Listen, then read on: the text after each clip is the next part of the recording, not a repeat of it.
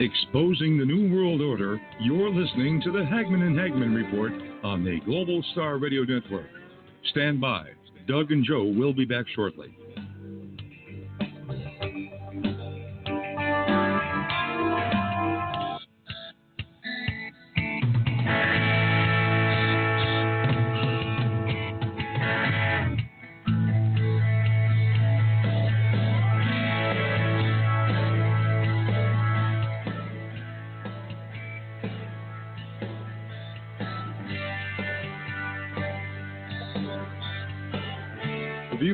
A view from Mars. I usually say a view from cruising altitude, but when you get a view from Mars, you get a huge glimpse of what's going on.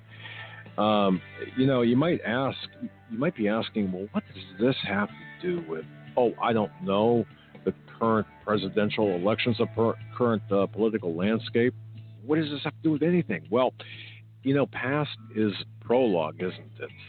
A lot of history was written and rewritten. And we talk about the New World Order, don't we? Well, come to find out, New World Order is maybe the Old World Order 2.0. I guess that's one way of putting it. Portions of tonight's broadcast brought to you not just by Minuteman Stove, but also by AmericanSurvivalWholesale.com. That's AmericanSurvivalWholesale.com. Long-term storable food, visit AmericanSurvivalWholesale.com. We're talking with Jim Mars. He's our guest. I'm flying solo. Joe is getting his ankle checked out. Don't know. Maybe it's broken, maybe not, but our prayers are with him. He'll be back on Monday, I'm sure. Jim Mars has been, we've been talking about a lot of different things, and it's interesting, too. As I said earlier, I laid his books out across my conference table, and he has really woven a tapestry of history.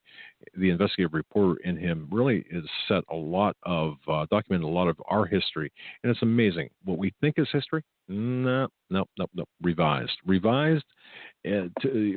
for the people in power right now. That's what it has to do with the current day. Now, Jim, thanks for holding through the break. I had mentioned discovery in Iraq, and perhaps I was a little bit premature on that, and I didn't want to. Well, no, but you have to, again, unfortunately, I have to give you some background. Okay, all right. So that you understand what happened in Iraq. Number one, we know it wasn't about weapons of mass destruction. We know it wasn't about getting their oil.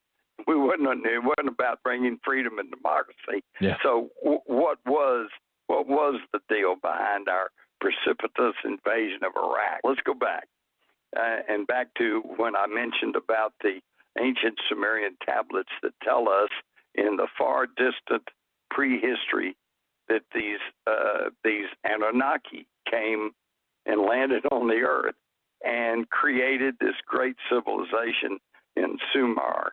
All right. One of their leading cities, by the way, was Ur, U-R, which was located right down at the near the Persian Gulf, where the Tigris and Euphrates rivers come together. Now, who was it in the Bible who came from Ur? It was Abraham. It was Abraham. And if you look in the Bible, it says Abraham came from Ur of Chaldea. Well, Chaldea was simply an old term for Mesopotamia, which is now Iraq, one of the few places on the world that free Americans can't just freely go to and travel to unless you want to join the military. Yeah. So Abraham, who was the patriarch and the founder of the Hebrews, but also the patriarch, founders of the Semites, and that's another thing that people need to understand. If you try to say something against the policies of Israel, they say, oh, well, you're an anti-Semite. And if you want to throw them off, say, no, I like the Palestinians.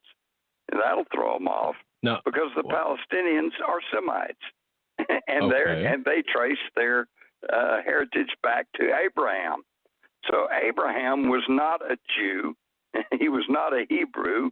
He was not a Palestinian. He was a Sumerian, a ranking Sumerian, because Ur, Uruk, Haran, many of these ancient Sumerian cities were named after his relatives. So he was a ranking Sumerian, and therefore probably had the knowledge that had been passed down piecemeal and broken. We didn't get the whole thing, but we got bits and pieces of the knowledge that came from these Anunnaki. And he carried that knowledge into Egypt. And then after he had arrived in Egypt with this knowledge, probably not him personally, but for his extended family, with the people he brought with him, all of a sudden we have this incredibly advanced civilization that arose in Egypt to become the dynasties of Egypt. And what's wild about that, Doug, is that the earliest ones were the best ones. The jewelry and the techniques and the ways of living were higher in the older dynasties than in the later ones. In other words, the Egyptian civilization didn't evolve, it devolved. And it came down from the advanced technology that was brought with Abraham. Now, part of this included in the Egyptian stories and mythology, the pharaohs in the Book of the Dead, on their way as they studied about how to make their way to the afterlife, they talked about the Shemanah, or the Mafus, which was apparent, or the conical bread. And we see this in the carvings of the Egyptians, where the pharaohs are offering these conical things. It was called the conical bread. It was called the Shemanah, and it was supposed to help them build up their body, their mind, their spirit on the way to the afterlife. In fact, on the Book of the Dead, at each stage along the way to the afterlife, the Pharaoh was supposed to say, "What is it?" Which is, to me, is really, really interesting, because when the Hebrews left Egypt under Moses and they traveled in the wilderness, they survived because they would wake up in the mornings and there would be this white powdery substance laying around on the ground, and they would gather it up and they would put a little water with it, and they would make it into a dough, and they'd make it and bake it, and then they'd eat it, and that's what they called manna. They called it the manna from heaven, okay, because they didn't know where it came from. And interestingly enough, in ancient Hebrew, manna means, what is it? They didn't know what it was. And nobody in the preceding history has known exactly what it was.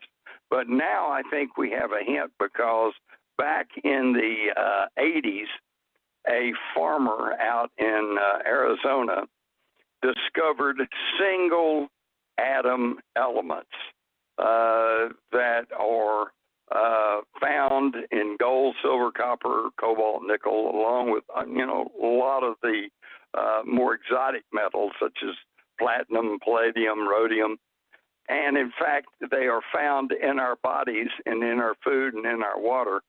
He had this single atom elements patented under the name orbitally rearranged monatomic elements. All right. And again, I think we see the hand of God in this, because it turns out that ORME is ancient Hebrew for the tree of life. Okay. So he found some very strange things about these orbitally rearranged monatomic elements, which are now being studied scientifically. And there's been a number of scientific papers dealing with it, such as, and just briefly, the titles are Microclusters, Super Deformation of Nuclei, New Radioactivities, Super Deformation, Collective and Single Particle Structure. These are all scientific, new superconductors. These are all being now studied. And here's what's wild. They found that when you put this white powder, that gold can actually, through a smelting process, a heating treatment, can be reduced to this white powder. And oddly enough, you can take the white powder and through a reverse process, you can turn it back into a piece of material gold. But it even gets better, Doug. They found when they put the white powder of gold in a scale in the weighing pan, the pan weighs 44% less than it did before you put the powder in it. Now, how can that be? Yeah.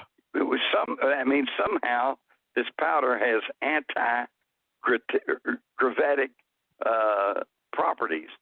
Now, this is really interesting because now this leads us to the Ark of the Covenant, which was acacia wood plated with pure gold. And we know the mercy lid was 3.5 inches thick and made of pure gold and was estimated to weigh 2,714 pounds. And yet we see these illustrations where they have 4 or 5 guys supposedly carrying the ark along. Wait a minute, 3 or 4 people can't really carry more than a ton, 2,700 pounds. So now we understand that, and there are accounts that within the Ark of the Covenant was this white powder. Well, now we see that if it was the monatomic powder of gold, then they weren't carrying the ark. It was kind of floating. They were just guiding it along. And I think this gives us a whole new understanding of basic, this ancient technology that we had. And we see other evidence of this, by the way, in the story when Moses goes up on the mountain to get the 10 Commandments. And by the way, he also got the tables of testimony, which nobody much talks about, but I would really like to hear what was all in that. Another thing that we tend to forget is that when he came down with the 10 Commandments, he found the children of Israel knowing that something magical was happening with the gold, but they didn't know the secrets. They didn't know what it was. But they had taken all their gold and they had melted it down and made it into a golden calf, and they were worshiping it. Well, this made Moses so mad that he threw the 10 Commandments down and broke them. And he had to go back up on the mountain and say, Lord, I'm sorry, but I kind of broke your commandments. Yeah. Would you give them to me again? And God said, nope, you're just going to have to remember them. And so that's something else I think we need to remember. We are getting what Moses remembered of the 10 Commandments, and I just hope his memory was good. And by the way, there is a side issue there I feel like I need to throw out, because the commandment that he remembered that says, thou shalt not kill, well, that's caused a lot of problem over the centuries because people who join the army or fight in a war, and, there's a lot of people who want to be a conscientious objector, and they say it's just not right to kill, okay? I have spoken with Hebrew scholars who say that the original word that was used has been mistranslated as kill, okay? It said that the actual word used was thou shalt not murder. Correct. Okay? And I think, Doug, you understand the distinction. Absolutely. Yeah. Exactly. If you set out maliciously or out of some petty motive and you murder somebody, that is bad. If you have to kill somebody who is breaking into your home and is a direct threat to you or your family or your loved ones, that's not murder. That is self-defense.